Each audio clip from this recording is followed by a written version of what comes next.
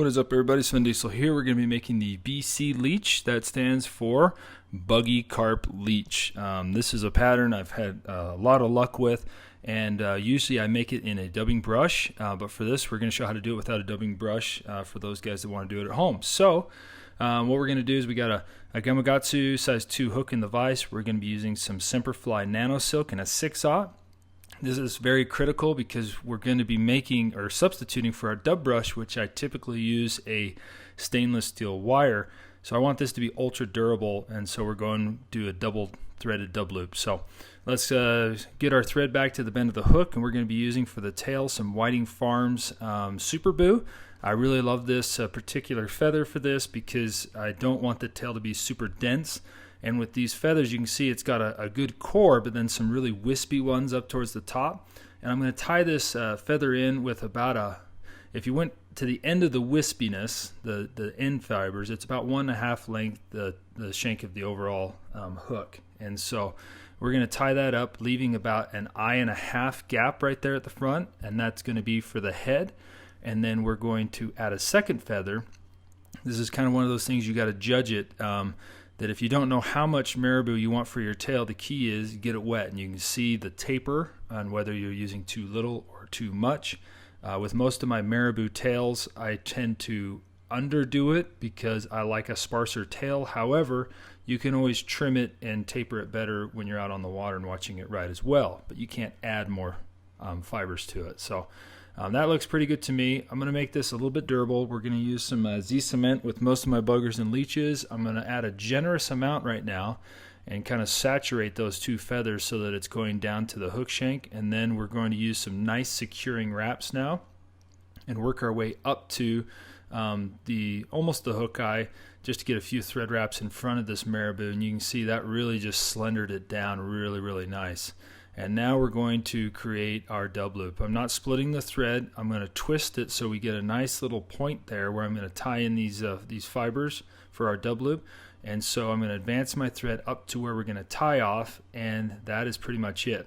I'm using this loom tool here. It's got a really nice weight to it, so I'm just going to insert the hook here, and then I'm going to set it aside. And now let's show you what we're going to use for our body of the fly, and this is pretty unique. We've basically this table helps. We're going to be using these loom tweezers.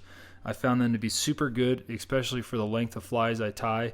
This is some Snake River Fly zero gravity dubbing. It's got a bunch of marabou and flash pre-mix, pre-cut, and so I'm just going to stack it so that we get kind of, we don't have a lot of stragglers. And what I do is as I stack it about 3 or 4 times, I'm just going to lay it and spread it out on this table. And then we're going to add what I found to be, you could fish this with just the marabou and the flash, but I love adding these rubber legs to it. And I've seen a lot of carp bugs where you position them on the sides, and this is why typically I make this in a dubbing brush, because you can lay out the table and make 4 or 5 bugs in one brush real quick. And what I did is I took about 5 strands of the tab leg, cut them in half, cut the tabs off, and then I'm just going to position these randomly throughout this section of marabou. And my hand might be in the way. I can't really see because the camera's to the side of me, but we're going to be positioning these spread out through there, and then I'll just kind of grab this with these tweezers, and there we go. That's how I just made that. We got the marabou, the rubber legs, the flash all in one, and this is going to be the body of our flies. So let's go ahead and go back and split our thread here, and we're going to be inserting this into the dub loop we made. So we got 2 strands of 6/0 nano silk, and we're just going to position that right in the middle. And then the key to using this loom tool is you want to just spread it out and then position your finger over the thread right here and then spin it below. And then as the thread gains tension, this way you can kind of control how fast it spins. And I kind of want to go slow in the beginning when you're doing these marabou dub brushes or dub loops, because if you go super fast on that fast spin, you could potentially lose some of your marabou fibers. And we paid for it, so we want to maximize our use out of that pack. And I'm just going to brush it out a little bit, and then I'll do about a little bit more spinning here just to secure in case I brush too many out. And then as we go up and around, I'm going to palmer those legs out. Now the reason this is so buggy is these legs, I have zero control where they landed in this brush. I tried to space them out randomly, but these are just going to be randomly going every which way direction as we go around, which creates a really awesome buggy pattern. They're not on the sides, they're not on the top, they're kind of everywhere. And as we finish, I'll show you the front view, and you can see how they're going everywhere. Or I think I've posted this pattern on Instagram before, and from the front view, and it really is super buggy and really effective pattern. And then I'm going to end this right here with that gap about a eye length and a half behind the hook eye, and we'll go ahead and tie that dubbing loop off with a wrap in front and behind.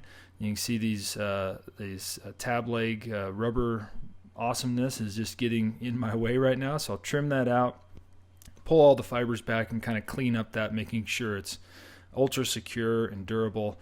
And then we're going to grab our brush and brush backwards, brush forwards, brush up, down, all around.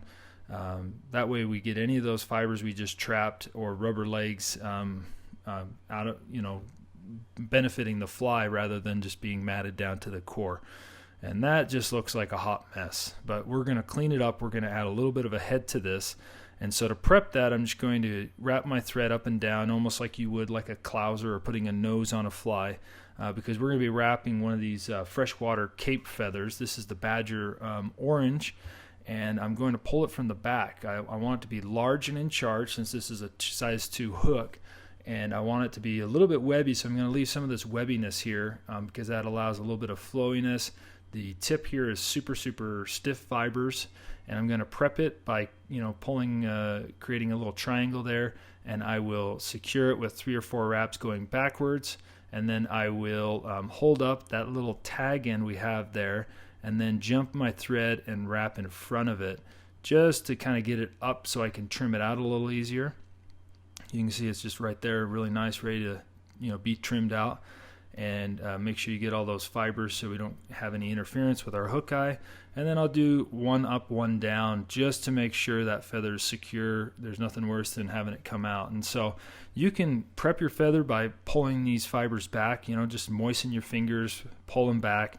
This is a pretty durable stem. And then as you wrap around, just make sure we get this first one is critical for getting all of our legs and marabou going backwards. And it helps if you really crease these fibers, but the way I do it is I kind of just lay the hackle feather back on its backside at an angle. You can see how it's allowing both sides to kind of land so that the core of the stem is hitting that thread, and then you just got to monitor it as you twist around. I got a little rubber leg trapped in there, and as you go around, it just makes it a little bit easier. This way has been effective for me. However, if you can't really get this effect, or it's not looking like this, because you want the feathers definitely going backwards, then of course crease the feathers going back if that's what's easier for you. I just have always done this way, and it makes sense for me and works for me, just laying it on its backside. And then as you get up here towards the hook eye, we're going to utilize that hook eye where the eye separates from the shank, and we're going to allow that to trap 3 or 4 extra wraps in there and make it really tight. And then as I get to the end there, you don't want to crowd your eye. I'll do a wrap behind and a few wraps in front, closing that stem back over those hackle fibers, and then we'll create a really nice head here. This is the unweighted version. I also fish them in a weighted version where I've added lead or a tungsten cone to this. Haven't had as much luck with beads, but we'll go ahead and just build up a little bit of a thread head here, wrapping over our hackle, giving it a nice shape, dispersing water, like almost making it aerodynamic.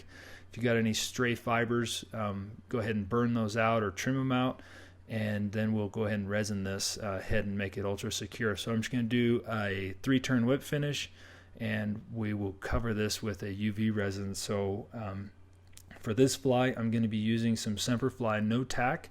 I really like this resin because if you have a bodkin handy, you can work with it and adjust it to where you want it.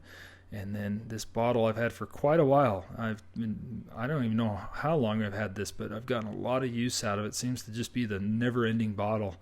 But we'll go ahead and put a drop there, use our bodkin, kind of spread it around. You can always apply more. It's just a little harder to take off unless you don't mind getting it on your fingers. But I'm just going to wrap it around, give it a nice little coat here, go on the underside, cover the top here, get that front right there, and there we go. Nice little black head right there. We'll go ahead and cure this up about 10 to 15 seconds. They say not to look into this light, and so look away when you do this. But there is the BC Leech. This is the unweighted version. This has been super effective, super awesome. Doesn't really spook the carp, but it creates enough of a movement or a leechiness effect that you can see right there. Those rubber legs are kind of going every which way direction. It's going to be awesome as you strip it across the bottom or in the shallows. And yeah, it's worked for me. So go ahead and tie some up. Most of these materials are available in a few different colors, but this has been a really good color combo for me. So thanks for watching.